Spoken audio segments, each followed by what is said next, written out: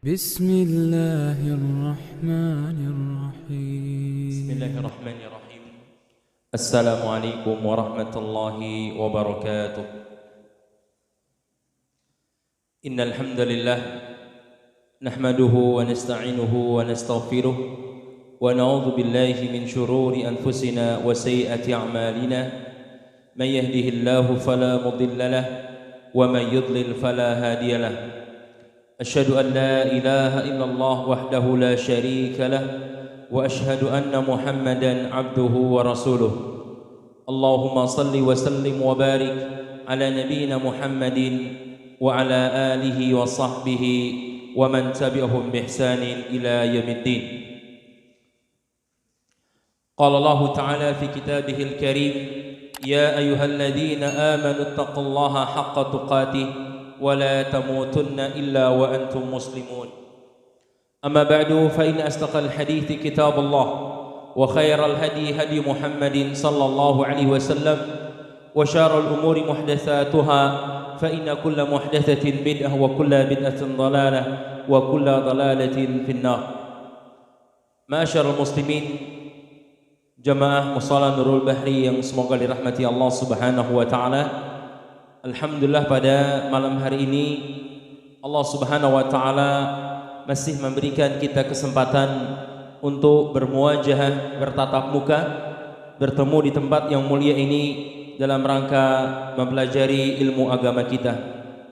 Kita berharap dan berdoa kepada Allah, semoga majlis kita ini majlis yang Allah berikan keberkahan dan bisa kita mendulang ilmu bermanfaat dan kita amalkan dalam kehidupan sehari-hari kita. Amin ya rabbal alamin. Baik, masyaallah muslimin yang semoga dirahmati Allah Subhanahu wa taala. Pada malam hari ini kita akan melanjutkan pembahasan dari kitab Al-Arba'in An-Nawawiyah yang dikarang oleh Imam An-Nawawi rahimahullahu taala rahmatan wasi'ah. Terakhir pembahasan kita masih membahas hadis yang kedua, Pak ya. Hadis yang kedua. Bagi teman-teman sekalian atau jamaah sekalian yang mau melihat kitabnya, sudah saya kirim ke grup, ada Pak, ada matannya di sana. Hadits Al-Arba'in An-Nawawiyah. Hadits yang pertama sudah kita pelajari tentang hadits ya innamal a'malu binniyat. Kemudian yang kedua hadits Jibril yang Rasulullah SAW ditanya tentang beberapa hal. Yang pertama tentang Islam, kemudian tentang iman, kemudian ihsan dan tanda-tanda hari kiamat.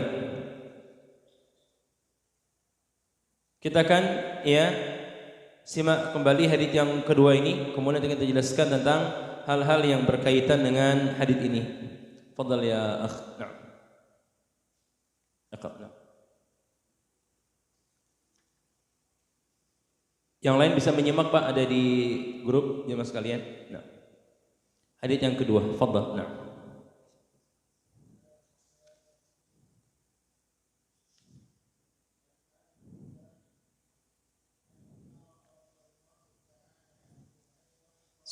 Sebentar, ketika di antara adab membaca sebuah kitab, kita mengucapkan qala al-muallif rahimahullahu taala kalau beliau sudah meninggal, kalau masih hidup hafizahullah. Jadi qala al-muallif rahimahullah, baru bacakan kitabnya.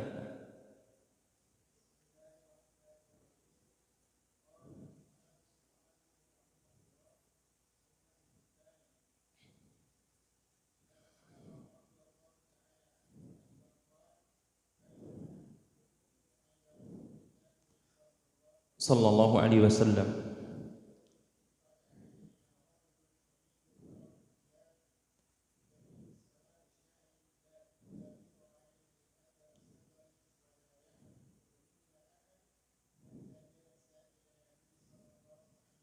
Sallallahu alaihi wasallam.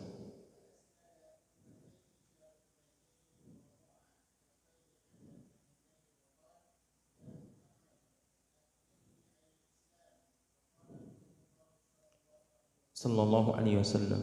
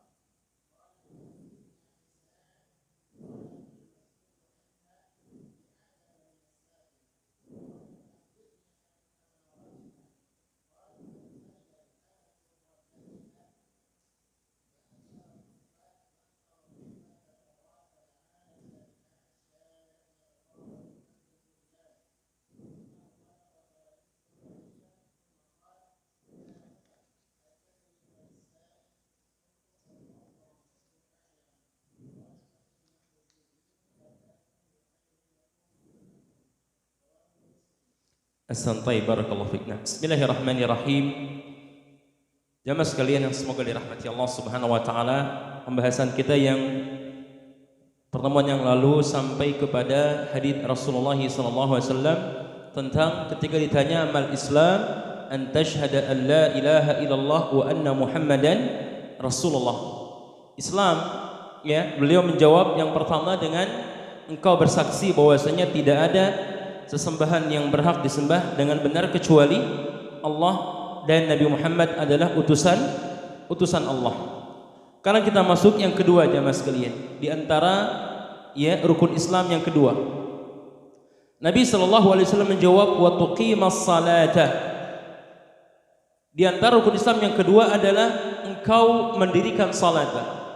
Iqamatu as-salah, mendirikan salat. Perlu kita pahami jamaah sekalian, mendirikan salat dengan mengerjakan salat sebuah ungkapan yang berbeda. Ketika seseorang hanya sekedar mengerjakan apa Pak? Mengerjakan salat berarti apa? Dia kerjakan ya dengan menggugurkan apa Pak? Kewajiban. Dia enggak memperhatikan tentang bagaimana syarat-syaratnya, bagaimana rukun-rukunnya atau sunnah-sunnahnya. Oleh karenanya diperintahkan dalam Islam adalah iqamatu as-salah, mendirikan salat, bukan hanya sekedar mengerjakan salat. Syekh Utsaimin menjelaskan di sini, wala takunu qawimatan illa bi fi'li syurutiha wa arkaniha wa wajibatiha wa hadha la budda minhu. Kata beliau, yang dimaksud dengan iqamatus salah, mendirikan salat ya dengan mengerjakan syarat-syaratnya, Pak. Mungkin kalau Bapak jamaah sekalian atau ya teman-teman sekalian pernah mau belajar kitab fikih, di sana ada syarat-syarat sahnya apa? Salat. Di antaranya misalkan apa Pak? Berwudu sebelum kita salat, kemudian menghadap kiblat ya. Itu di antara syarat sahnya apa? Salat. Maka ketika seseorang akan mendirikan salat, tentu dia harus ya menghadirkan atau mendatangkan tentang syarat-syaratnya salat. Wa arkaniha, bahkan dia juga harus menghadirkan tentang rukun-rukun salat. Ya, rukun-rukun salat. Apa di antaranya Mas sekalian? Rukun yang paling utamanya Mas sekalian. Apa itu? Membaca surah Al-Fatihah, kemudian tumakninah. Maka ketika seseorang ingin iqamatus salah, syaratnya dia penuhi, kemudian rukun-rukunnya pun dia penuhi, termasuk pula wajibatiha, dan kewajiban-kewajiban di dalam salat dia penuhi. Ya, ini baru dinamakan iqamatu as-salah. Ya, iqamatu salat itu yang mendirikan salatnya Mas sekalian. Kali saya katakan berbeda ungkapan antara mendirikan salat dengan hanya sekedar mengerjakan apa Pak? Mengerjakan salat. Oleh karenanya jamaah sekalian, sering kita mendengar ya, bukankah Allah Subhanahu wa taala mengatakan inna salata tanha 'anil fahsya'i wal munkar. Salat dapat mencegah perbuatan keji dan mungkar. Namun kenyataannya Pak, banyak orang-orang yang terkadang salatnya luar biasa rajin Pak. Tapi di sisi lain apa jamaah sekalian? Maksiatnya juga apa Pak? Yang salah di mana Pak? Ayatnya salah atau tidak Pak? Ayat nggak pernah Pak? Nggak pernah salah. Berarti yang salah di mana jamaah sekalian? Di orangnya Pak. Yang kata para ulama, ayatnya benar, inna salata tanha 'anil fahsya'i wal munkar. Salat dapat mencegah perbuatan keji dan mungkar. Artinya ketika seseorang benar-benar iqamatu as-salah, syaratnya dia penuhi, rukunnya dia penuhi, kemudian wajib-wajibnya dia penuhi, bahkan sunnah-sunnahnya dia penuhi. Ini yang dapat mencegah orang dari perbuatan keji dan mungkar. Kalau hanya sekedar yang penting saya sudah apa Pak? Sudah salat, apalagi kata sebagian orang apa? Yang penting sudah gugur apa Pak? Kewajiban. Ya, salatnya luar biasa, tidak tumanina, kemudian yang penting sudah salat. Ini yang tidak bisa mencegah dari perbuatan keji dan mungkarnya mas kalian. Maka ketika contoh, kalau kita rajin salat, kemudian maksiat juga kita apa Pak? Gemar periksa apanya Pak? Salat kita. Jangan-jangan salat kita masih hanya sekedar yang penting apa Pak? Mengerjakan kewajiban, belum iqamatu as-salah. Baik, masyarakat muslimin yang semoga dirahmati Allah Subhanahu wa taala, tentang pembahasan masalah salat, ya panjang pembahasannya, nanti bisa dipelajari di kitab fikih bersama Ustaz Budianto atau ustaz-ustaz yang lainnya. Kita masuk ya selanjutnya yang ketiganya mas kalian. Ketika Nabi ditanya tentang Islam, beliau mengatakan antashhada an la ilaha illallah wa anna Muhammadar Rasulullah wa tuqimas shalah wa tu'tiyaz zakah. Yang ketiga di antara rukun Islam adalah menunaikan zakat. Ya, engkau menunaikan zakat. Zakat damas sekalian, di sini saya menjelaskan ai al-malul wajib fil amwal zakawiyah. Yang dimaksud dengan zakat adalah harta yang wajib ya, yang dikeluarkan yang termasuk dari harta-harta zakat. Ya, zakat macam-macam ada.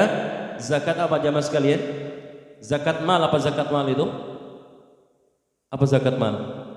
Zakat harta, ada juga zakat perhiasan, ada juga zakat perdagangan, zakat pertanian dan yang lain-lainnya. Ya. Zakat artinya harta yang wajib dikeluarkan, ya. Contoh misalkan ada yang namanya nisab, ada yang namanya apa Pak? Haul. Ya, ada nisab, ada haul. Ketika sudah sampai nisab dan sampai haul berputar selama setahun, maka wajib dikeluarkan zakatnya. Ya. Dalam rangka mentaati Allah Subhanahu wa taala. Ini di antara rukun Islam yang ketiga jamaah sekalian, dengan seseorang membayarkan zakat. Ya, ada zakat yang misalkan di akhir Ramadan, zakat apa namanya Pak?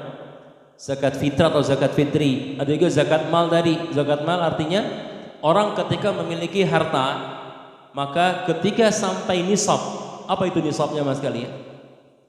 Apa nisab? Pernah dengar kata-kata nisab? Pernah dengar? Apa nisabnya mas kalian? Bahasa mudahnya itu batasan minimal Pak. Batasan apa? Minimal. Kemudian yang kedua haul. Harta tersebut sudah berputar selama setahun, maka keluarkan zakatnya berapa? 2,5 atau 2,5%. Ya, dikeluarkan zakatnya jamaah sekalian. Contoh misalkan Pak Mul misalkan punya harta misalkan uang yang dikiaskan dengan misalkan harga emas Pak. Harga emas per gramnya berapa Pak? Emas 24 karat, bukan emas KW-KW di sini. Berapa? Biar mudah ngitungnya 1 juta aja ya. Biar mudah ngitungnya Pak. Nah, emas per gramnya berapa tadi? 1 juta. Kalau emas itu sekitar 85 gram Pak, itu namanya nisabnya Pak. 85 gram. Berarti berapa uangnya Pak? 85 juta. Ketika seseorang dia punya harta minimal berapa tadi? 85 juta. Kemudian uang ini berputar selama berapa tadi? Setahun, artinya tidak kurang dari 85 juta. Maka ketika misalkan hitungan pertamanya Ramadan ketemu sama bulan Ramadan akan datang, dikeluarkan zakatnya berapa tadi jamaah sekalian? 2,5%. Kalau dia punya uang misalkan 100 juta contoh, berapa? 100 juta, maka dibagi berapa tadi? 2,5%. Berapa jatuhnya Pak? 2.500.000 itu yang dikeluarkan zakatnya. Jelas jemaah sekalian? Baik. Kalau sulit hitungnya Ustaz, saya sulit hitung pakai koma-koma. Gampang Pak. Ada cara yang lain, hasilnya sama. Bahkan Syekh Utsaimin menjelaskan dalam kitab yang lain, cara hitungnya mudah. Misalkan 100 juta, kalau dibagi 2,5%, sulit itu pakai koma, gampang. Dibagi 40. Bagi berapa? 40, hasilnya sama. Coba lihat. Sama gak hasilnya? Coba yang punya kalkulator, Pak. 100 juta ya dibagi 40, Pak. Berapa jatuhnya? Berapa? 2? Ini para pedagang harus lebih cepat hitungnya ini. Berapa, Pak? 2.500.000. Sama gak hasilnya kira-kira? Sama. Itu kalau orang hitung pakai koma-koma itu sulit. Maka hitung dengan dibagi berapa tadi? 40. Taib, itu zakat mal. Hasilnya sangat panjang sekali. Taib, masyaallah muslimin yang semoga dirahmati Allah Subhanahu wa taala. Ya, ada juga zakat misalkan yang punya sawah, zakat pertanian, Pak. Misalkan padi ya Mas sekalian. Ya. Kalau zakat pertanian dia tidak ada yang namanya haul, Pak. Tidak ada yang syaratnya, Pak, berputar setahun, nggak ada. Setiap kali panen dikeluarkan apanya? Zakatnya. Jadi nggak harus tunggu berapa? Setahun. Misalkan setahun berapa kali panen di sini, Pak, biasanya? 2 kali panen, berarti setahun 2 kali mengeluarkan zakat. Ya, seperti itu ya Mas sekalian. Ukurannya berapa ya Mas sekalian? Kalau sawah yang dia garap airnya tidak modal, Pak, artinya hanya mengandalkan air apa? Air hujan atau air yang irigasi ya, diirigasi. Artinya tidak ada modal sama sekali yang dia keluarkan. Maka yang dikeluarkan zakatnya adalah berapa ya Mas kalian? 10% zakatnya, Pak. Berapa? 10%. Kalau misalkan dapat 5 ton atau 10 ton, maka berapa? 1 ton yang dia keluarkan. Kalau seandainya air yang dia gunakan untuk sawah tersebut dia modal, Pak. Artinya apa, mungkin kalau di sini pakai alat apa itu? Pompa, kemudian intinya dia mengeluarkan biaya untuk ya memasukkan air ke ladangnya atau ke sawahnya, maka zakatnya 5%. Berapa zakatnya? 5%. Ya, antara tadi kalau tanpa modal berapa zakatnya? 10. Kalau dengan modal zakatnya berapa? 5%. Ini tentang masalah zakat pertanian. Baik, masyarakat muslimin yang semoga dirahmati Allah Subhanahu wa taala. Tentang siapa yang berhak ya atau mustahik zakat, orang-orang yang berhak menerima zakat. Jamaah bisa melihat jamaah dalam surah Taubah ayat yang ke-60, Pak. Yang punya mushaf bisa dibuka. Dalam surah Taubah ayat 60, Allah Subhanahu wa taala menjelaskan ada 8 golongan orang yang berhak menerima zakat. Allah Subhanahu wa taala berfirman, "Innamas shadaqatu lil fuqara'i wal masakin wal 'amilina 'alaiha wal mu'allafati qulubuhum wa fi riqabi wal gharimin wa fi sabilillah wa ibnis sabil faridatan minallah." Kata Allah Subhanahu wa taala, sesungguhnya sedekah artinya zakat lil fuqara, ini yang pertama. Zakat diberikan kepada fuqara, orang-orang fakir. Wal masakin, dan yang kedua adalah orang-orang miskin, Pak. Wal 'amilina 'alaiha, dan yang ketiga adalah amil, kita jelaskan satu persatu. Kemudian wal mu'allafati qulubuhum, yang keempat adalah mu'allaf. Wa fir riqabi, kemudian yang kelima adalah hamba sahaya yang dia ingin memerdekakan dirinya. Wal gharimina, dan orang-orang yang dia berhutang. Wa fi sabilillah, dan orang-orang yang berjihad di jalan Allah Subhanahu wa taala. Dan yang kedelapan wa ibnis sabil, dan ibnu sabil. Ini 8 asnaf atau 8 golongan orang-orang yang mereka berhak menerima apa? Menerima zakat, Pak. Yang pertama siapa tadi, Pak? Al-fuqara atau fakir, orang-orang yang fakir.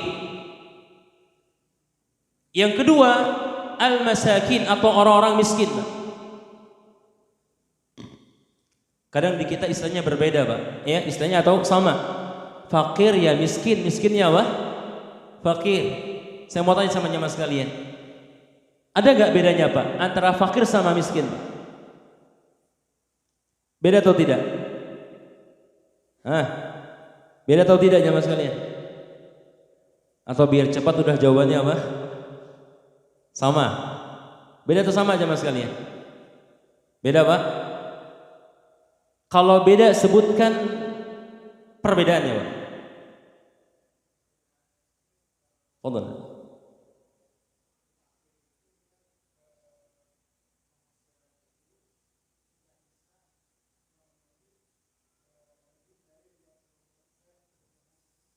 Kemudian itu apa? Fakir. Terus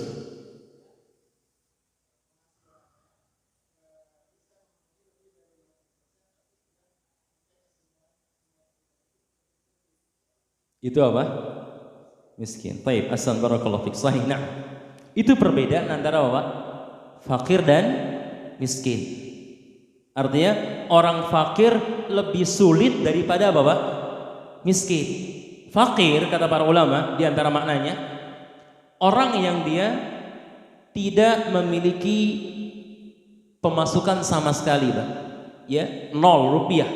Enggak punya apa? Pemasukan sama sekali, atau dia punya pemasukan tapi tidak sampai setengah dari kebutuhan. Itu masih kategori apa? Fakir. Saya ulangi lagi. Fakir orang yang dia tidak sama sekali memiliki pemasukan sampai kepada apa tadi? Dia punya pemasukan tapi tidak sampai berapa? Setengah dari kebutuhan. Artinya dia punya pemasukan, dia punya pekerjaan tapi tidak sampai setengah kebutuhan. Ini masih masuk kategori fakir. Adapun miskin, ya, yang dia punya pemasukan lebih dari setengah kebutuhan, Pak. Lebih dari setengah apa? Kebutuhan, tapi tidak sampai menutupi kebutuhannya. Jelas, Pak? Dia punya pemasukan lebih dari setengah kebutuhan, tapi tidak sampai kepada menutupi kebutuhannya, Pak. Jelas belum kira-kira, Pak? Saya berikan gambaran sedikit, Pak. Contoh misalkan satu keluarga dalam sebulan berapa kebutuhannya, Pak? Contoh misalkan berapa biasanya, Pak? Berbeda-beda ya. Kita hitung mulai misalkan 2 juta. Dalam sebulan satu keluarga butuhnya berapa? 2 juta. Ketika kepala keluarganya yang bekerja, dia punya pemasukan tapi hanya kurang dari 1 juta, Pak. Padahal kebutuhannya berapa tadi? 2 juta. Kategorinya fakir atau miskin di sini, Bang? Fakir. Kenapa? Karena kurang dari setengahnya. Iya. Adapun ketika pemasukan dia lebih dari 1 juta tapi tidak sampai berapa tadi? 2 juta, maka dia masih kategorinya apa? Miskin. Jelas jemaah sekalian ya? Ini perbedaan antara fakir dan miskin. Berarti fakir lebih miskin dari apa, Pak? Dari orang miskin. Itu bahasa mudanya gitu. Ya. Baik. Yang ketiga, wal 'amilina 'alaiha. Yang ketiga adalah amil. Siapa amil? Ini pun istilah di negara kita mungkin agak berbeda jamaah sekalian. Setiap panitia dikatakan katanya apa, Pak? Amil. Padahal kalau kita melihat definisi para ulama, amil adalah orang yang ditunjuk langsung oleh negara, Pak. Orang yang ditunjuk langsung oleh apa? Negara, yang dia ditugaskan untuk mengambil zakat dari orang-orang yang berkewajiban membayar zakat. Ini baru namanya amil. Jadi bukan mengusung dirinya sebagai apa? Sebagai amil, tapi yang nunjuk langsung siapa? Pemimpin atau negara, jamaah sekalian. Ini masuk kategori amil. Tapi istilah di kita kan berbeda kan? Orang yang panitia semuanya apa? Semuanya amil. Padahal secara istilah para ulama dia bukan termasuk amil jamaah sekalian. Karena yang nunjuk bukan negara atau pemimpin. Dan dia diberi gaji sama negara dalam hal ini jamaah sekalian. Taib, yang keempat, wal mu'allafati qulubuhum, yang keempat adalah mu'allaf. Siapa mu'allaf jamaah sekalian? Ini pun istilah yang harus kita luruskan. Yang kita pahami mu'allaf apa? Orang yang masuk apa? Islam. Istilah para ulama, mu'allaf itu ada dua jamaah sekalian. Yang pertama adalah orang yang dia baru masuk Islam, Pak. Orang yang baru masuk Islam, dia diberikan zakat. Apa tujuannya? Agar keimanannya tidak goyah dan khawatir kembali ke agama sebelumnya. Ya. Jadi seperti itu, orang-orang yang baru masuk Islam terkadang ya keimanannya rapuh, Pak. Maka untuk menguatkan keimanan dia diberikan zakat. Ini orang-orang yang baru masuk Islam. Dan yang kedua, di antara makna mu'alaf juga adalah orang-orang yang dia di luar Islam. Di luar Islam dan sangat besar harapan bisa masuk ke dalam agama Islam. Ini di antara makna mu'alaf juga.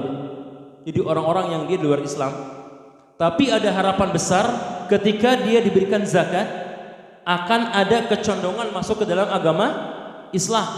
Ya. Termasuk misalkan pemuka-pemuka kaum misalkan. Ini diantara makna mu'alaf juga. Ini diantara dua makna mu'alaf tadi. Pertama, orang yang baru masuk Islam. Yang kedua, orang di luar Islam yang ada harapan dia bisa masuk ke dalam agama Islam. Namun kan di kita berbeda. Orang masuk Islam dikatakan mu'alaf, walaupun masuk Islamnya sudah belasan tahun, Pak. Keliling kampung minta zakat. Saya apa katanya? Saya mu'alaf. Kapan mu'alafnya? 20 tahun yang lalu. Ini bukan mu'alaf jamaah sekalian. Kalau kemarin masuk Islam, iya mu'alaf. Tapi kalau sudah berapa tadi? 20 tahun, 30 tahun, ini bukan mu'alaf lagi jamaah sekalian. Ya. Kalau dia nggak mampu, kita berikan bukan dari bab mu'alaf, tapi bab apa tadi? Fakir atau miskin. Masuk yang ke berapa sekarang? Yang kelima, wafir riqab, itu hamba sahaya, budak yang dia ingin memerdekakan dirinya. Artinya dia ingin membayar sejumlah uang kepada majikan untuk agar dia menjadi orang yang merdeka. Dan yang keenam adalah wal gharimina, orang-orang yang berhutang. Ya, orang yang dia punya banyak hutang. Di sini para ulama menjelaskan gharim itu ada dua, Pak. Yang pertama adalah orang dia berhutang untuk dirinya sendiri, Pak. Untuk dirinya sendiri, artinya misalkan dia hutang sama orang lain untuk kebutuhan keluarga misalnya. Dan utangnya menumpuk, sulit bayar, maka dia berhak mendapatkan zakat. Yang kedua, hutang untuk orang lain. Bukan buat dirinya tapi buat orang lain. Contoh misalkan ada dua orang yang bersengketa. Yang A mengatakan fulan si B ini belum bayar hutang. Namun si B mengklaim saya sudah bayar hutang. Artinya satu sama lain saling menuntut, saya belum bayar hutang, saya sudah bayar hutang. Yang pihak lain mengatakan kamu belum bayar hutang. Maka datang si C ini, Pak, ingin melerai persengketaan di antara mereka. Karena tidak selesai antara A sama B, akhirnya apa? Si C ini berhutang untuk menyelesaikan persengketaan antara A dan B tadi. Maka si C masuk kategori gharim, orang yang dia berhutang tapi buat orang lain. Dia juga berhak mendapatkan zakat. Ya, berhak mendapatkan zakat.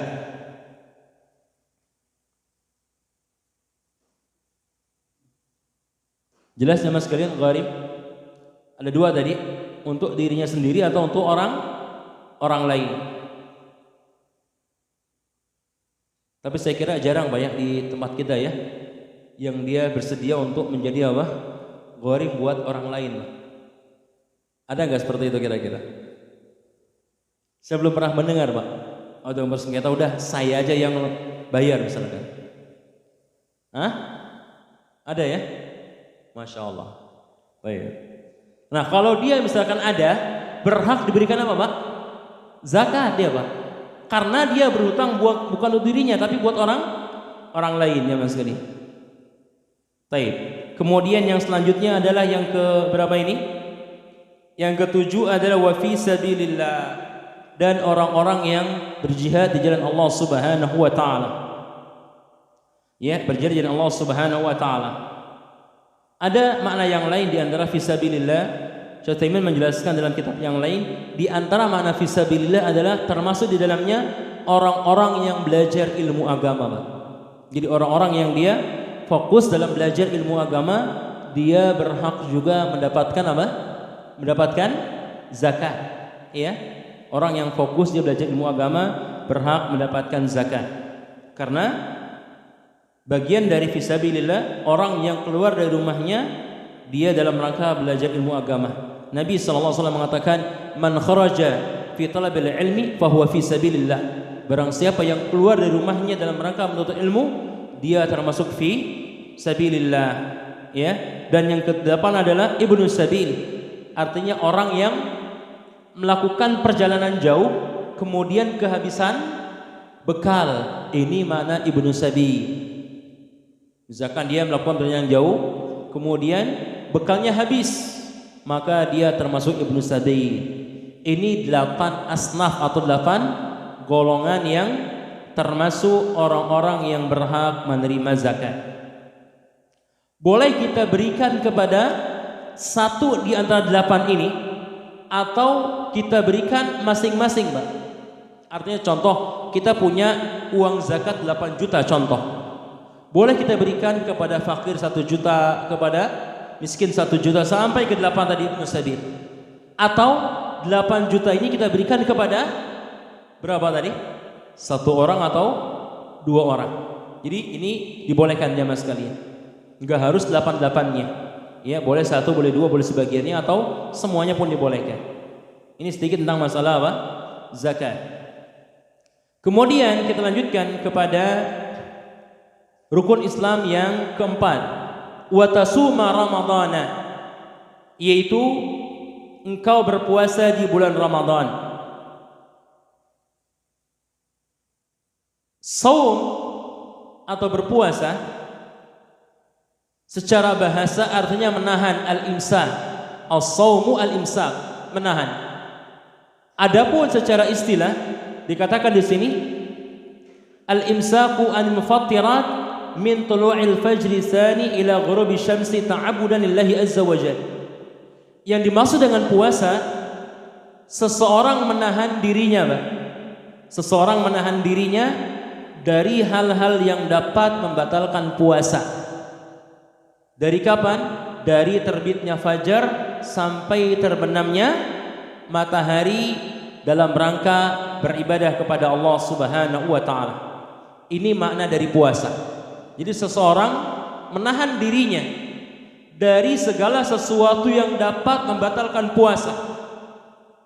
Dimulai dari terbitnya fajar atau berkumandangnya adzan, kemudian sampai terbenamnya matahari dalam rangka beribadah kepada Allah Subhanahu wa taala. Ini makna dari saum atau berpuasa.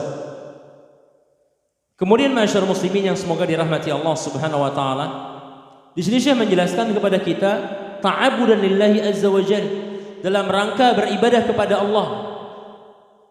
Kenapa harus dengan kata-kata dalam rangka beribadah kepada Allah? Kata para ulama, ini untuk membedakan mana puasa, mana yang namanya diet, Pak. Ada orang yang dia nggak makan dari pagi sampai apa, Pak? Sampai terbenamnya matahari sampai maghrib. Tapi dalam rangka apa tadi, Pak? Tahu diet nggak? Yang gemuk pengen apa? Kurus. Ya, dia tidak mendapatkan pahala, hanya mendapatkan badan yang kurus. Karena apa? Dia menahan makan atau menahan minum bukan dalam rangka ibadah kepada Allah, tapi dalam rangka diet.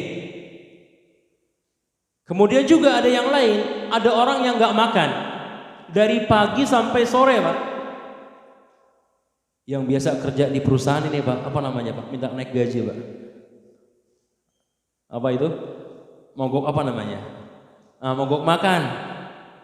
Minta menuntut agar gajinya dia apa? Dinaikkan. Belum dinaikkan, kami mogok makan katanya, Pak. Dari subuh sampai apa, Pak? Maghrib. Maka kita katakan Anda tidak mendapatkan pahala puasa, hanya mendapatkan kenaikan apa? Gaji, jamaah sekalian. Maka ini penting, ta'abudan lillahi azza wajalla. Ya, dalam rangka beribadah kepada Allah Subhanahu wa taala. Membedakan mana yang puasa, mana yang diet. Membedakan mana yang puasa, mana yang apa tadi? Mogok makan. Ini jamaah sekalian yang semoga dirahmati Allah Subhanahu wa taala. Baik. Kemudian tentang pembatal puasa cukup panjang pembahasannya, bisa dilihat dalam kitab-kitab fikih. Namun saya menjelaskan di sini, lakin nabi ala syai'in muhimmin. Namun ada hal yang sangat terpenting, Pak, tentang hal-hal yang berkaitan dengan pembatal puasa. Kita sudah paham ya, ada misalkan makan dan minum dengan secara apa? Sengaja, kemudian apalagi Bapak sekalian, berjima di siang hari Ramadan, kemudian juga seseorang misalkan sengaja apa ini mengeluarkan muntah, ini bagian dari pembatal puasa. Namun kata beliau di sini ada hal yang penting yang berkaitan dengan pembatal puasa. Syekh mengatakan annal mufattirati la tuftir as-saima illa bi thalathati syurutin. Bahwasanya pembatal puasa tidak menjadikan orang batal puasanya kecuali dengan 3 syarat, kata beliau. Artinya orang tidak dikatakan batal puasanya kecuali apabila terkumpul berapa? 3 syarat. Yang pertama, an yakuna aliman. Orang yang dia berbuka di sini hendaknya dia alim, mengetahui, ya, mengetahui hal tersebut dapat membatalkan apa? Puasa. Ya, hal tersebut dapat membatalkan puasa. Yang kedua, an yakuna dzakiran. Yang kedua adalah dia ingat. Pertama dia mengetahui, yang kedua dia ingat. Yang ketiga, an yakuna muridan. Yang ketiga adalah adanya keinginan yang berangkat dari diri sendiri. Terus kita jelaskan satu persatu ya Mas sekalian. Ini 3 hal ya yang menjadikan orang dapat batal apanya? Puasanya. Dia mengetahui, yang kedua dia ingat, yang ketiga dia ada keinginan dari diri sendiri. Contoh yang pertama, Pak, an yakuna aliman, orang yang dia mengetahui. Misalkan contoh aja Mas sekalian. Lawan dari kata orang mengetahui berarti apa, Pak? Jahil atau orang yang bodoh. Misalkan contoh, ada seseorang yang berpuasa, kemudian dia mengira sudah waktunya apa, Pak? Berbuka. Mungkin karena tidak ada jam, dia hanya sekedar firasat, kayaknya udah agak mendung nih, sudah mau waktu maghrib. Ya, mengira bahwasanya waktu maghrib sudah datang. Apalagi musim hujan biasanya apa, Pak? Mendung, nggak kelihatan tuh apanya, matahari terbenam. Qadarullah nggak ada jam misalkan juga. Ya, kemudian tiba-tiba dia berbuka, Pak. Berbuka, setelah dia makan, muncul tuh apa, Pak? Matahari rupanya belum apa, Pak? Belum terbenam. Ya, berarti apa jamaah sekalian? Dikatakan di sini annahu qad tala'a as-subh, ya, tentang masalah apa? Misalkan bahwasanya matahari sudah belum terbenam, maka kata beliau ini puasanya sahih. Puasanya apa? Sahih jamaah sekalian. Ya, ketika seseorang mengira matahari sudah terbenam, rupanya setelah dia berbuka matahari masih apa? Belum terbenam, maka kata beliau ini puasanya apa? Sahih, karena dia tidak mengetahui. Atau yang kedua, dia sahur, ya dia apa? Dia sahur, dia kira masih waktu untuk sahur, Pak.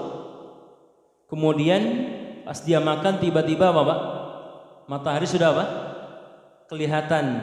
Maka kata beliau, ya, fa shaumu annahu sahihun, maka hukum puasanya dia sahih jemaah sekalian. Dengan catatan setelah dia tahu langsung dia tinggalkan. Ya dia tinggalkan. Ini contoh tentang an yakuna aliman, hendaknya dia mengetahui.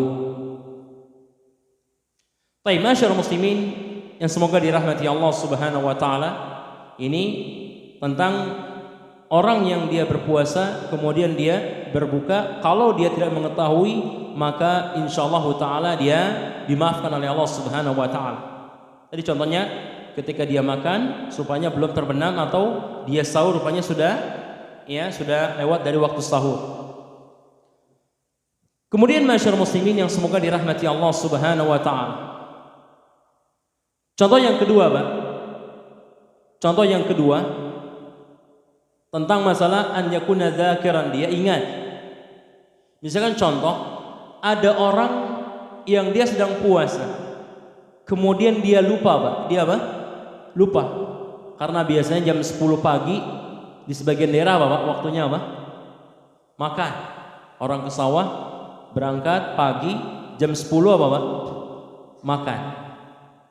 Dia lupa bahwasanya dia sedang apa? Puasa. Kemudian ada orang yang mengingatkan, atau dia ingat sendiri, ya Allah, saya sedang apa? Sedang puasa. Maka yang tadi dia makan, yang dia minum tidak membatalkan puasa. Kenapa? Karena ketika dia makan dan minum dalam keadaan lupa, jemaah sekalian. Ya, dalam keadaan lupa. Ini tentang masalah an yakuna dzakiran, dia ingat, jemaah sekalian. Jangan sampai sudah ingat tapi apa, Pak? Tanggung beberapa suap lagi nih. Pura-pura apa? Pura-pura lupa atau pura-pura nggak tahu. Ini nggak boleh, Pak. Ketika dia ingat, dia makan, batal puasanya, Pak. Walaupun hanya satu apa? Satu suap.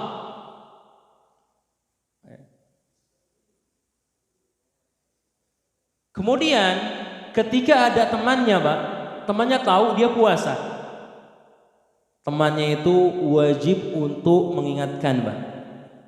Jangan apa? Gak apa-apa, dia sedang diberikan makan oleh siapa?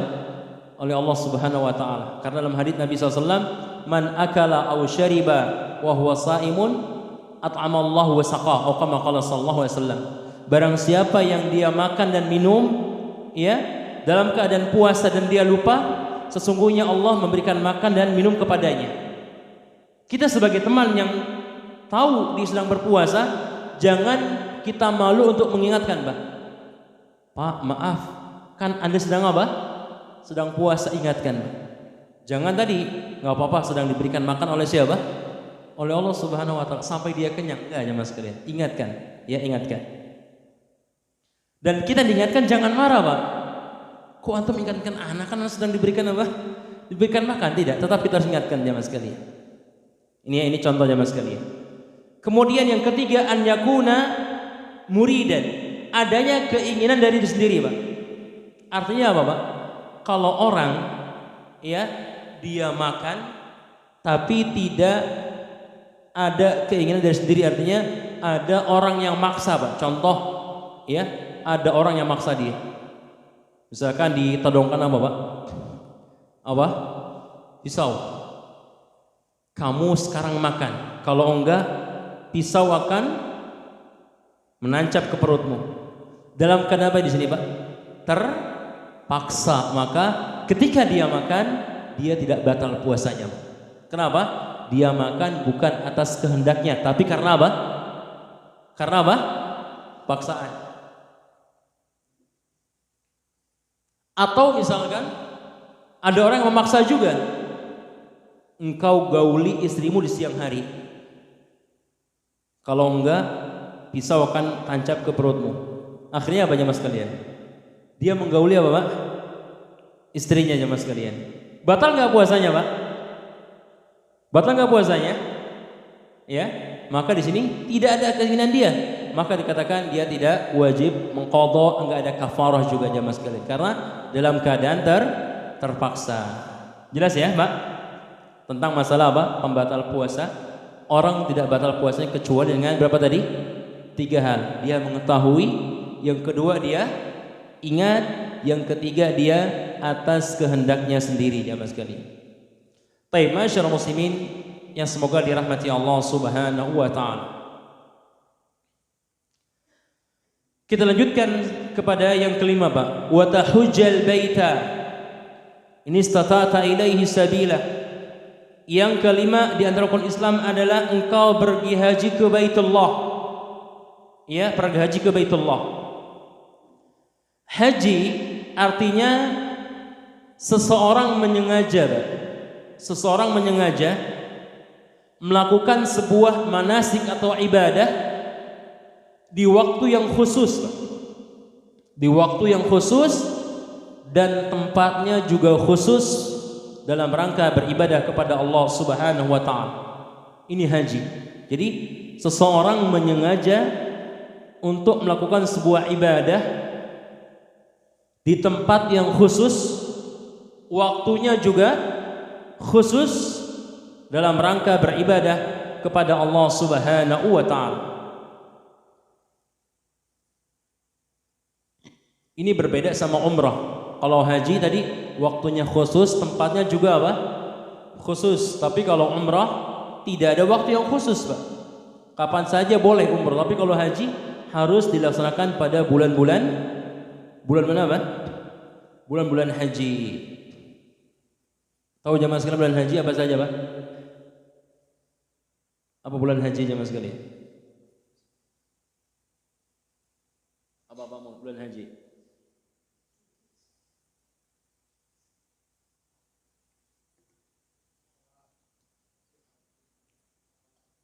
Ya, gimana? Sekali lagi. Syawal, Apid, Haji, Taib Asal. Jadi bulan-bulan haji itu ada 3. Pertama bulan Syawal, kemudian Zulqa'dah atau sini bahasanya Apid ya. Apid, kemudian bulan Haji atau Zulhijjah ya. Ini 3 bulan-bulan apa? Bulan-bulan haji. Nah, baik.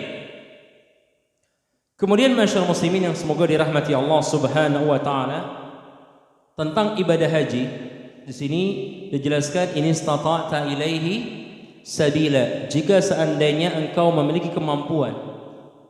Ya, istita'ah di sini para ulama mengatakan kemampuan ada beberapa macam. Yang pertama ada yang sifatnya maliyah. Apa maliyah? Harta. Orang yang dia mampu ya secara finansial, secara harta, maka dia wajib untuk berangkat ibadah haji. Yang kedua di antara juga man istita'ah adalah dia mampu melaksanakan perjalanan untuk berangkat ibadah haji. Kemampuan fisiknya mas sekalian. Kemampuan apa? Fisik. Hartanya ada, kesehatannya juga apa? Ada. Karena ada sebagian orang yang subhanallah hartanya melimpah, tapi apa Pak? Fisiknya apa? Sakit, artinya nggak bisa berangkat ibadah haji. Ada juga kayak kita Pak, badannya apa? Badannya sehat tapi belum apa Pak? Berangkat ibadah haji karena nggak punya apa? Harta yang cukup untuk berangkat ibadah haji. Semoga Allah mudahkan kita semuanya. Qul amin. Baik, masyaallah muslimin yang semoga dirahmati Allah Subhanahu wa taala. Ingat jamaah sekalian, ibadah kepada Allah Subhanahu wa taala prinsipnya dibangun di atas kemudahan, Pak. Agama ini agama yang mudah. Inna dina yusrun, sesungguhnya agama ini adalah mudah. Yuridullahu bikumul yusra wa la yuridu bikumul usra.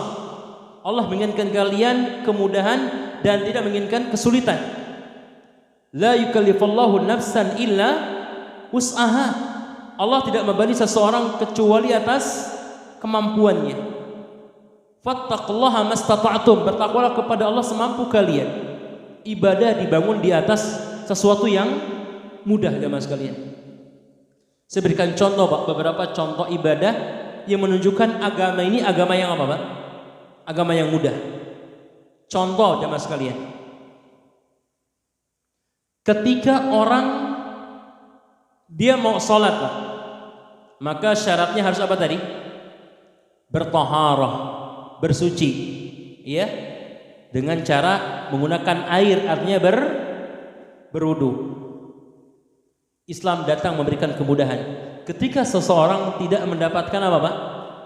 Air, ada solusi. Apa solusinya, Pak? Tayamum. Atau ada air tapi tidak sanggup menggunakan air, mungkin karena dingin atau lukanya cukup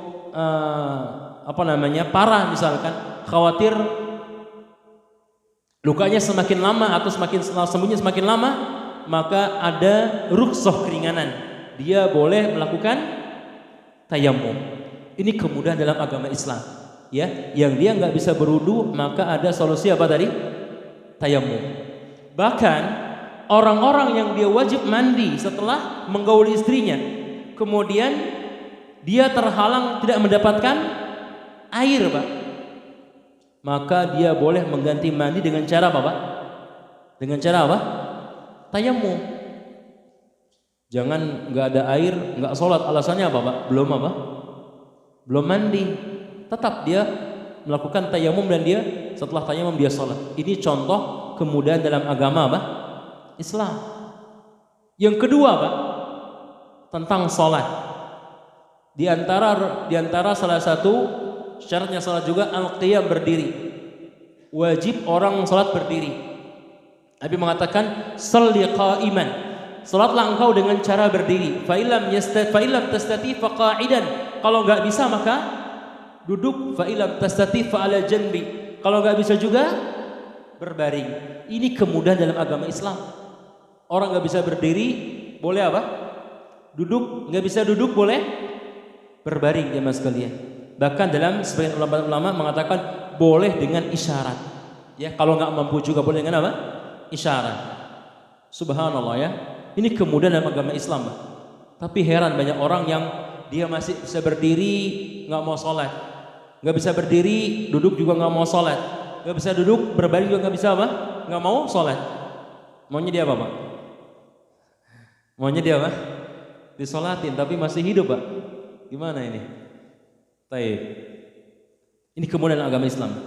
Yang ketiga, jamaah sekalian, contoh tadi masalah thaharah, yang kedua masalah salat, yang ketiga dalam masalah zakat. Apa kemudahannya, Pak?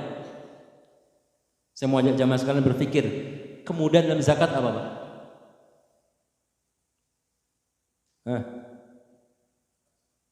Hah?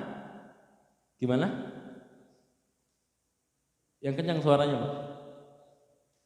Dengan beras. Bukan. Barakallah, bukan. Kemudahan dalam zakat, Pak. Jemaah sekalian. Gimana, Pak? Bukan. Tadi kan kalau thaharah nggak bisa berwudu, bisa apa tadi? Tayamum. Nggak bisa mandi boleh tayamum. Salat nggak bisa berdiri boleh duduk, bahkan boleh berbaring. Sekarang dalam zakat, Pak, apa kemudahannya, Pak? Bukan. Apa kemudahannya, Pak? Yang mudah aja, zakat fitrah, Pak. Apa kemudahannya, Pak? Jemaah sekalian, dalam zakat fitrah apa kemudahannya, Pak?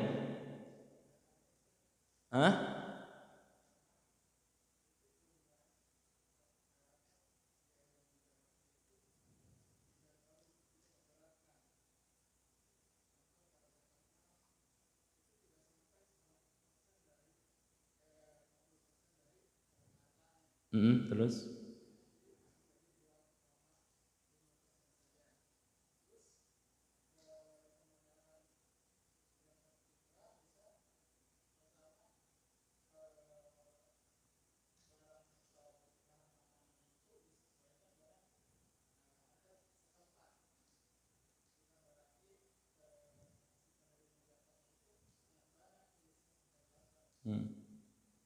Itu. Baik. Mendekati kebenaran nanti belum benar, Pak. Mendekati kebenaran nanti belum apa? Belum benar. 70% lah. Ada yang lain jemaah sekalian? Baik. Jadi saya yang bertanya, saya yang jawab juga, Pak. Baik. Kemudahan dalam zakat fitrah, Pak. Saya nggak bicara masalah tadi kalau kata Irfan 2,5% atau apa. Saya bicara tentang dibahas para ulama, kemudahannya adalah seseorang yang dia memiliki kelebihan makanan atau bahan pokok untuk dia dan keluarganya untuk satu hari satu malam ke depan. Kalau ada kelebihan maka dia wajib mengeluarkan zakat fitrah. Tapi kalau seandainya dia tidak memiliki apa? Makanan pokok buat dia dan keluarganya untuk sehari semalam ke depan, maka tidak ada kewajiban mengeluarkan zakat fitrah. Paham, Pak? Kemudahannya, ketika seseorang dia tidak punya makanan pokok, ya, yang cukup untuk dia dan keluarganya untuk sehari semalam ke depan, maka tidak ada kewajiban membayar zakat fitrah. Contoh, Pak. Contoh misalkan kita anggap misalkan satu orang 3 kilo misalkan, 3 kilo. Di rumah itu tersebut ada 4 orang, suami, istri, anak 2. 4 kali 3 berapa? 12. Kemudian dia di rumah tersebut hanya punya 12 kilo setengah. Dia keluarkan berapa tadi? Berapa dikeluarkan? 12. Tinggal berapa, Pak? Cukup nggak buat dia sama keluarganya setengah kilo buat sehari semalam ke depan? Cukup nggak kira-kira?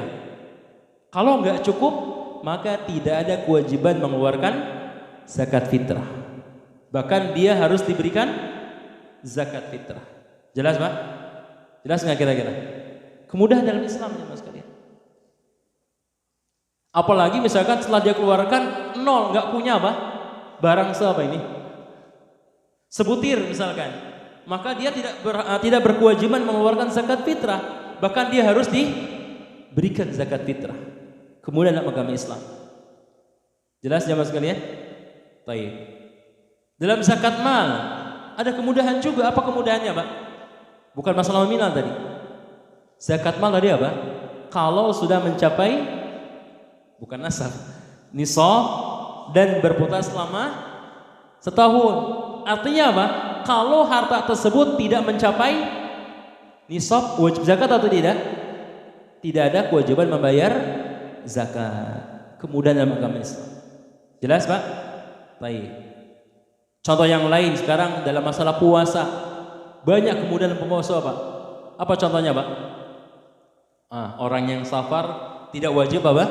Berpuasa. Orang yang sakit, orang yang hamil misalkan khawatir takut terganggu janinnya, atau orang yang menyusui, ya, atau orang yang sudah apa?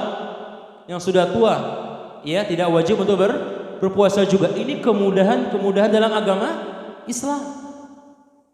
Dalam haji juga ada, Pak. Apa kemudahannya haji, Pak?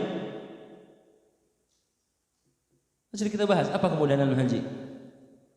Kalau mampu, kalau nggak mampu tidak ada kewajiban. Baik jemaah sekalian, jelas, Pak ya? Ini beberapa contoh yang menunjukkan tentang apa? Islam ini agama yang mudah. Ya, agama yang mudah jemaah sekalian.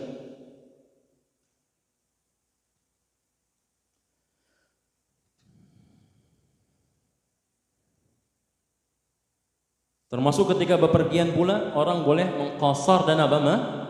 Menjamak salat misalnya. Baik, masyarakat muslimin yang semoga dirahmati Allah Subhanahu wa taala. Ini masalah apa? Haji jemaah sekalian, masalah apa? Haji. Kemudian sedikit lanjutkan kita jelaskan masalah haji di sini. Haji hukumnya wajib dalam sekali seumur hidup. Artinya seseorang yang dia Allah berikan kemampuan secara finansial, badan sehat juga, maka wajib menunaikan ibadah haji minimal berapa tadi? 1 kali dalam seumur hidup. Ya. Allah Subhanahu wa taala berfirman dalam surah Al-Imran ayat 97. Walillahi 'alan nasi hajjul baiti man istata'a ilaihi sabila. Ya. Allah Subhanahu wa taala mewajibkan manusia untuk menunaikan ibadah haji bagi mereka yang mampu. Ya, bagi mereka yang mampu. Kemudian masyarakat muslimin yang semoga dirahmati Allah Subhanahu wa taala.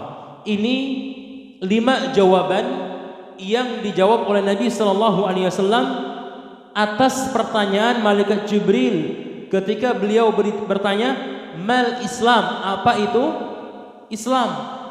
Beliau Nabi sallallahu alaihi wasallam jawab dengan apa, Pak? 5 rukun Islam. Kemudian di akhir setelah Nabi menyebutkan rukun Islam ini, Jibril alaihi salam mengatakan apa? Shadaqta, engkau benar.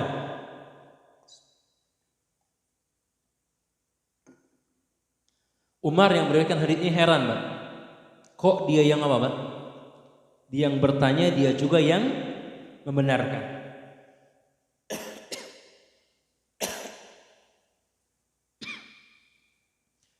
Di sini ada faedah jemaah sekalian yang para ulama telah menjelaskan bahwasanya kata para ulama terkadang orang yang bertanya dia kedudukannya sebagai seorang guru, Pak.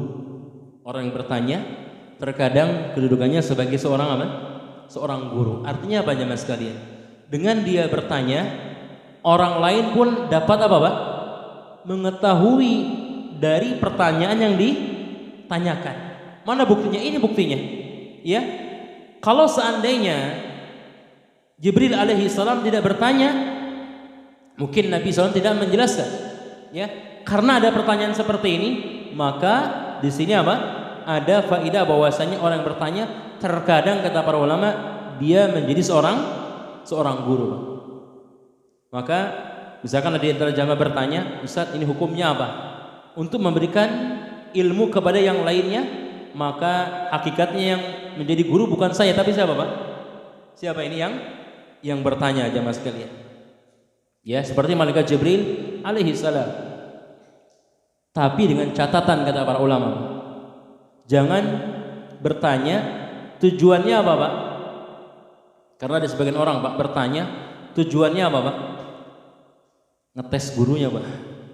Wah, ini ustadznya ilmunya segimana sih? Pengen apa? Pengen tahu. Ini nggak boleh, Pak. Ngetes orang nggak boleh. Ya.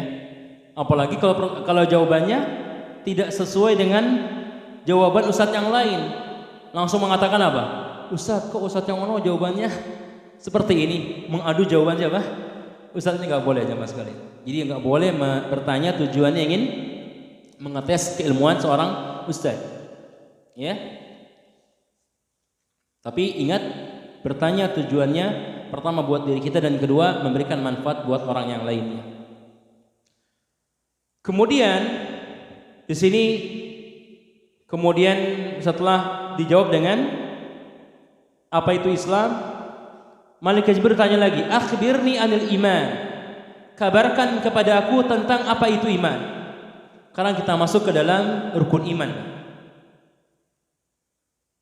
Di sini Syekh Utsaimin menjelaskan kepada kita penjelasan tentang iman jemaah sekalian. Apa yang dimaksud dengan iman? Beliau mengatakan, al-imanu fil lughah wa al-iqrar wal i'tirafu al-mustalzamu bil qabul wal id'an.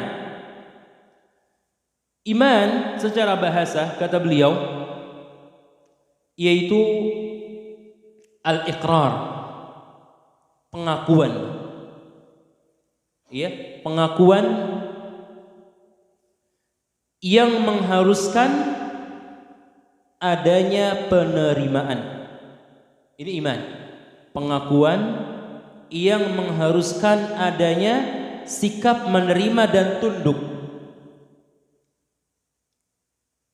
Ini makna dari iman. Jadi bukan hanya sekedar membenarkan, sebagaimana sebagian orang mengatakan al-iman at-tasdiq, membenarkan. Bukan. Kata beliau, iman yang sahih artinya sikap membenarkan, ya, pengakuan yang mengharuskan adanya penerimaan dan ketundukan.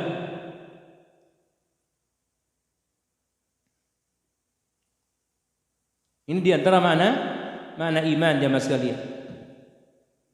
Kemudian para ulama menjelaskan pula tentang iman. Apa itu iman?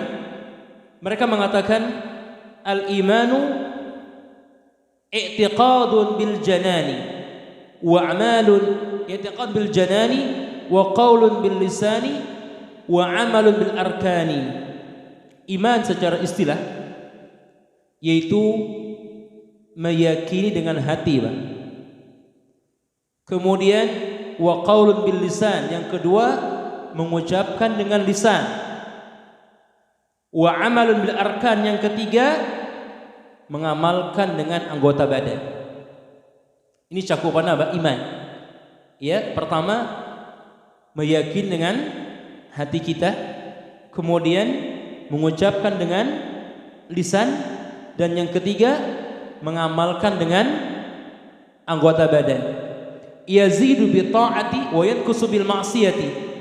Iman dapat bertambah karena ketaatan dan dapat berkurang karena kemaksiatan. Di iman, kalau ibarat air laut itu, Pak, ada pasang, ada apa?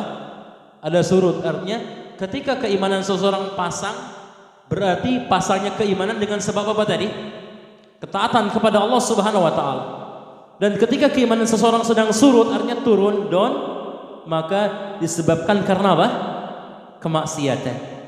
Itu keimanan yang dijelaskan oleh para ulama ahli sunnah wal jamaah. Bukan hanya sekedar meyakini dengan hati, tidak. Bahkan meyakini dengan hati kemudian mengamalkan, mengucapkan dengan lisan dan mengamalkan dengan anggota badan. Ini cakupan dari iman. Ini cakupan dari apa? Dari iman. Serta iman dapat bertambah dan berkurang, bertambah karena ketaatan dan berkurang karena kemaksiatan kepada Allah Subhanahu wa taala. Taib masyarakat muslimin yang semoga dirahmati Allah Subhanahu wa taala. Tentang masalah iman, Pak.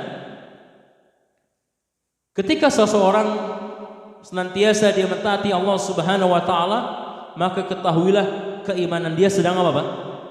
Sedang naik. Dan ketika seseorang melakukan perbuatan maksiat, gemar perbuatan dosa, maka ketahuilah keimanan dia sedang apa? Sedang surut, sedang turun. Maka dia harus sadar bahwasanya keimanannya sedang turun, harus dia ingat dan dia tinggalkan perbuatan maksiat tersebut agar keimanannya tidak semakin turun. Kita minta kepada Allah Subhanahu wa taala agar Allah berikan kita istiqomah di atas keimanan kepada Allah Subhanahu wa taala. Amin ya rabbal alamin. Baik, masyarakat muslimin yang semoga dirahmati Allah Subhanahu wa taala. Kita masuk kepada rukun iman. Nabi sallallahu alaihi wasallam ketika ditanya al-iman, mal iman, apa itu iman? Beliau mengatakan an tu'mina billahi wa malaikatihi wa kutubihi wa rusulihi wal yaumil akhir wa tu'mina bil qadari khairihi wa syarrihi. Beliau menyebutkan dengan 6 yang kita kenal dengan apa, Pak? Rukun iman. Kalau tadi rukun Islam ada berapa? 5. Rukun iman ada berapa? Ada 6. Yang pertama an tu'mina billahi. Yang pertama engkau beriman kepada Allah Subhanahu wa taala. Beriman kepada Allah Subhanahu wa taala, Syekh menjelaskan di sini, yatadammanu arba'ata asya'in. Beriman kepada Allah ada 4 cakupan. Ya, bisa dicatat, beriman kepada Allah mencakup 4 cakupan. Yang pertama beliau mengatakan al-imanu bi wujudihi subhanahu wa ta'ala Yang pertama adalah beriman dengan wujudnya Allah Subhanahu wa taala. Artinya apa? Kita beriman, kita meyakini Allah itu ada, Pak. Kita mengimani, kita meyakini Allah itu ada, Pak. Maka barang siapa seseorang yang mengingkari tentang wujudnya Allah, tentang keberadaannya Allah, maka dia bukan orang-orang yang beriman. Ya, bukan orang-orang yang beriman. Ini yang pertama, jamaah sekalian. Kita harus meyakini bahwasanya Allah itu ada, Pak.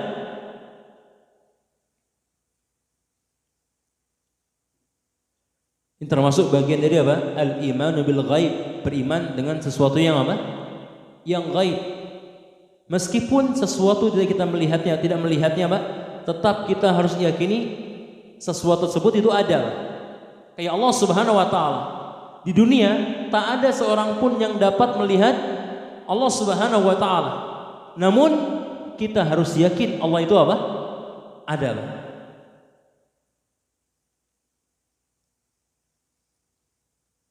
Jangan seperti orang-orang apa namanya itu, Pak? Bukan ateis. Orang-orang yang kalau tidak salah filsafat itu yang mereka mengatakan kita meyakini sesuatu kalau sesuatu tersebut apa? Terlihat oleh apa, Pak? Oleh mata. Kalau seandainya nggak terlihat, kata mereka, kami tidak apa? Beriman. Subhanallah. Berarti apa? Banyak perkara-perkara yang tidak mereka yakini, Pak. Karena apa? Mereka harus melihat sesuatu yang nyata, jangan sekalian.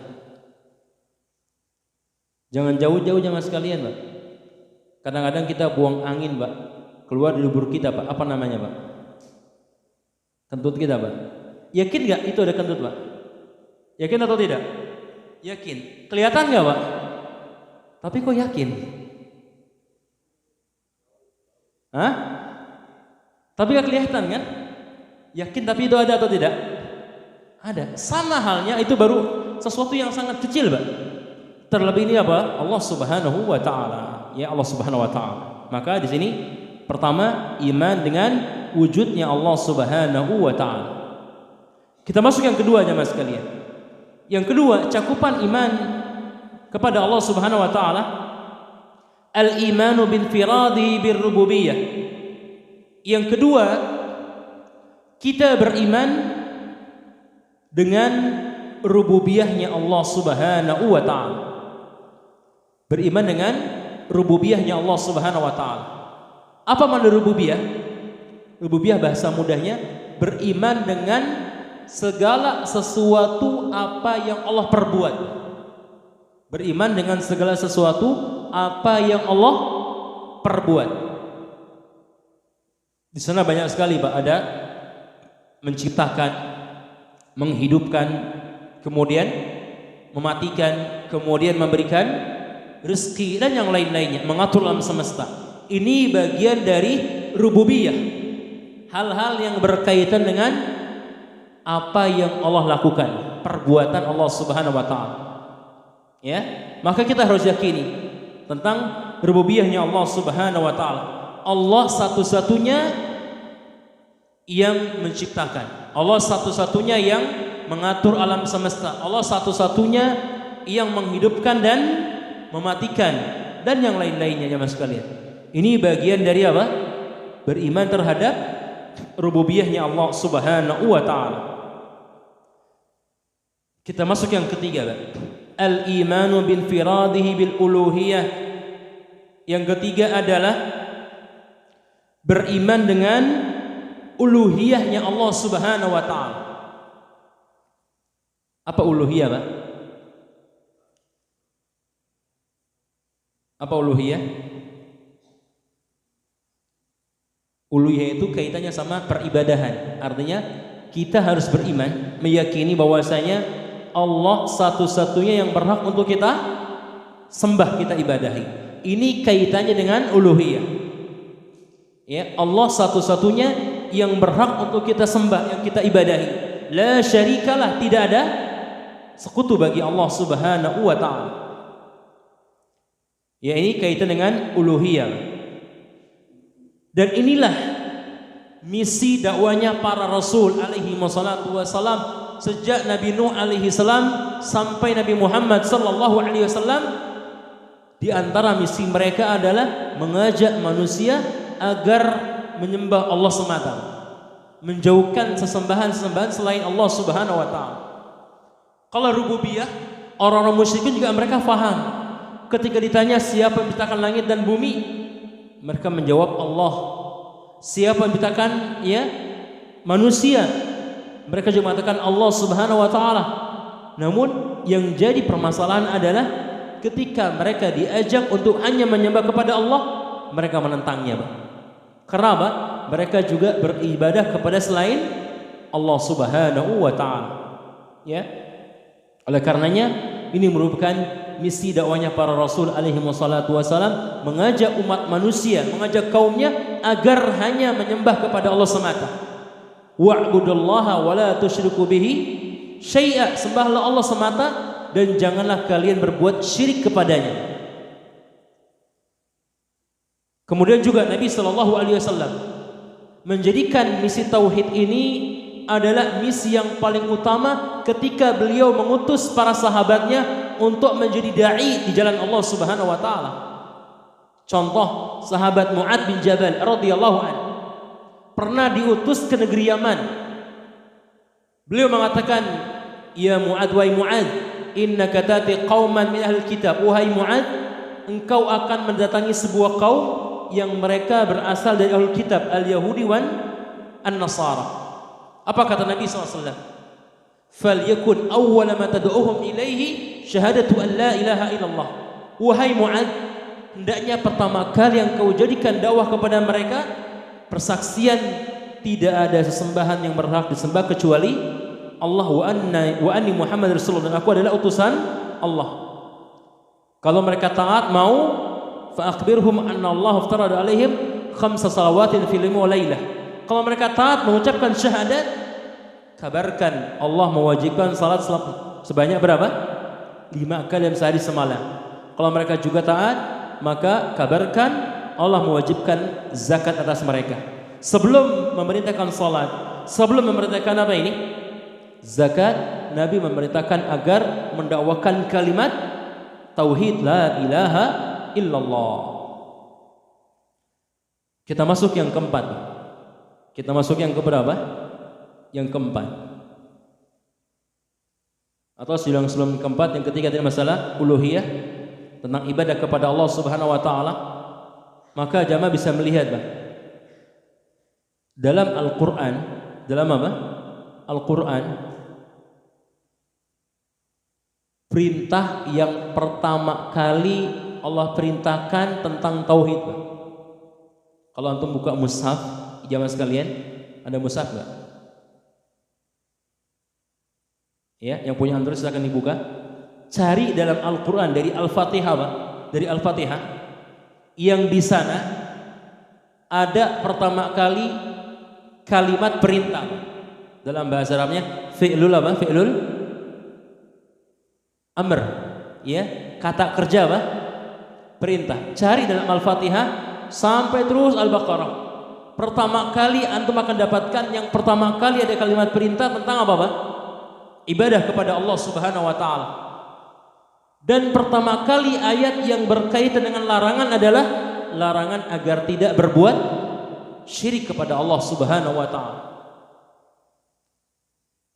Ada bisa menyebutkan, Pak, ayatnya? Hah? Perintah bukan itu. Hanya kepadamu kami beribadah, hanya kepadamu kami meminta pertolongan. Perintah bukan? Bukan.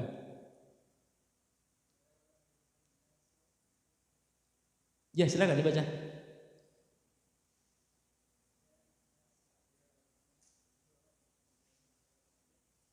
Walladzina min qablikum la'allakum tattaqun. Baik, asal.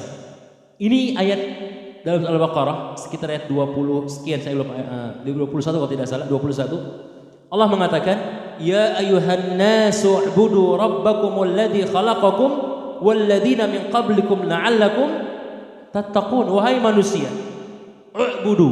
Ini kalimat perintahnya, sembahlah.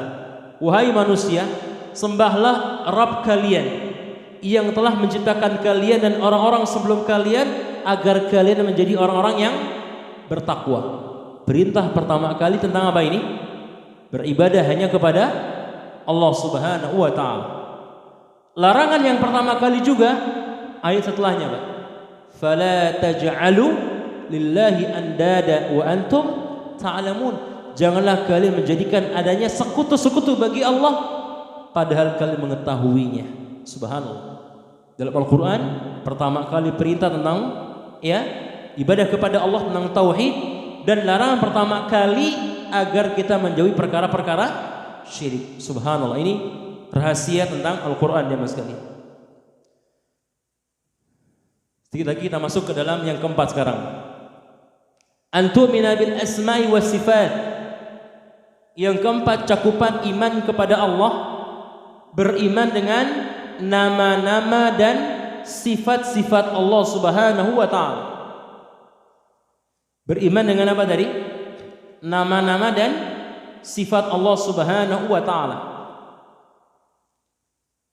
sesuai dengan kebesaran Allah Subhanahu wa ta'ala, sesuai dengan keagungan Allah Subhanahu wa ta'ala. Artinya apa, Pak?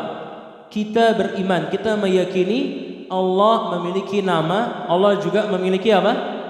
Sifat, sesuai dengan keagungan Allah Subhanahu wa ta'ala. Dengan catatan jamaah sekalian, pertama, min ghairi tahrifin, tanpa kita tahrif, kita palingkan maknanya, Pak. Enggak boleh kita memalingkan apa? Makna dari sifat-sifat Allah Subhanahu wa ta'ala. Wala ta'til, dan enggak boleh pula yang kedua kita batalkan, kita hilangkan maknanya. Wala takyif, dan kita enggak boleh juga bertanya bagaimana. Dan yang keempat, wala tamsil, dan enggak boleh kita mengumpamakan, menyerupakannya. Ini kaidah yang harus kita pahami tentang pemahaman terhadap asma dan sifat. Kita meyakini Allah memiliki nama, Allah memiliki sifat sesuai dengan kebesaran Allah Subhanahu wa ta'ala. Tapi dengan catatan tidak boleh kita tahrif, memalingkan maknanya. Enggak boleh ta'til, menghilangkan maknanya, dan enggak boleh pula kita bertanya bagaimana atau mengumpamakan seperti apa, enggak boleh. Ya, karena di sana kelompok-kelompok yang menyimpang jamaah sekalian. Ini pemahaman akidah Ahlussunnah wal Jamaah.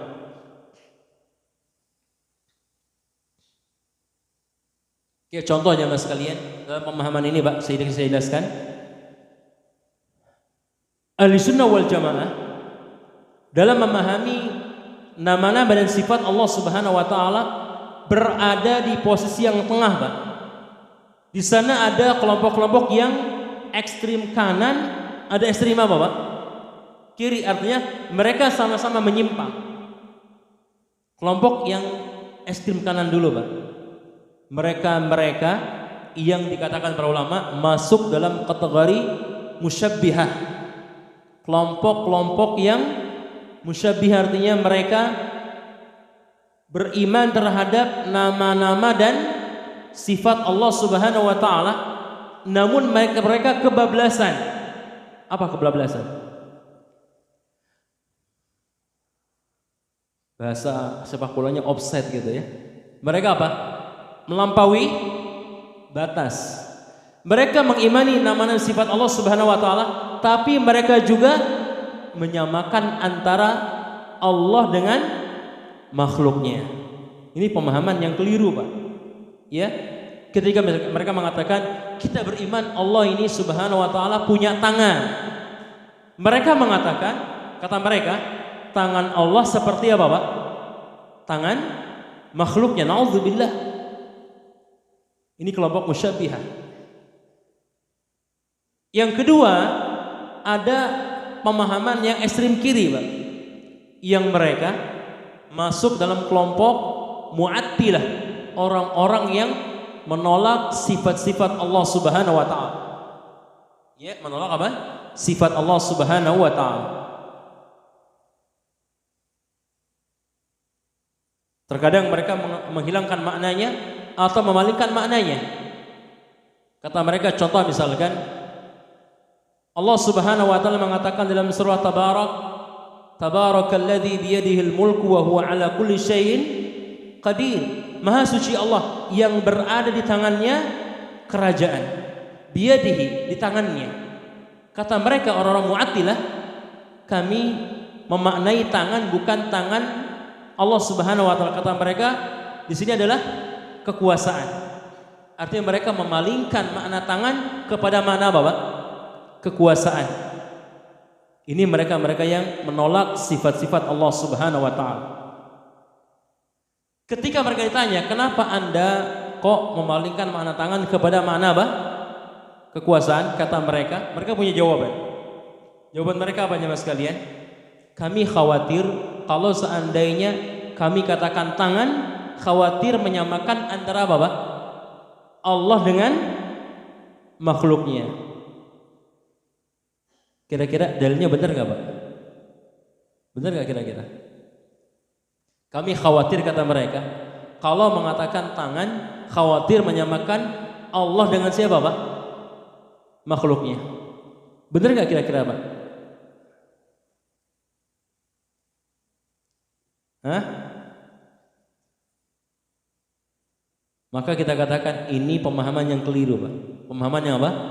Keliru. Karena Allah mengatakan laisa kamitslihi syai'un. Allah tidak sama dengan sesuatu. Tidak ada yang sama dengan Allah Subhanahu wa taala. Bahkan kata para ulama Pak, kelompok Mu'attilah ini yang mereka menolak sifat-sifat Allah Subhanahu wa taala tadi, kata mereka apa? Tangan artinya apa tadi? Kekuasaan. Kata para ulama, mereka ini sebelum memaknai tangan dengan kekuasaan, mereka sudah membayangkan tangan Allah kayak gimana, kemudian khawatir menyamakan, akhirnya mereka palingkan. Paham belum kira-kira? Paham? Sebelum mereka mengatakan makna tangan dan kekuasaan, mereka sudah apa dulu Pak? Sudah apa? Membayangkan bagaimana tangannya apa?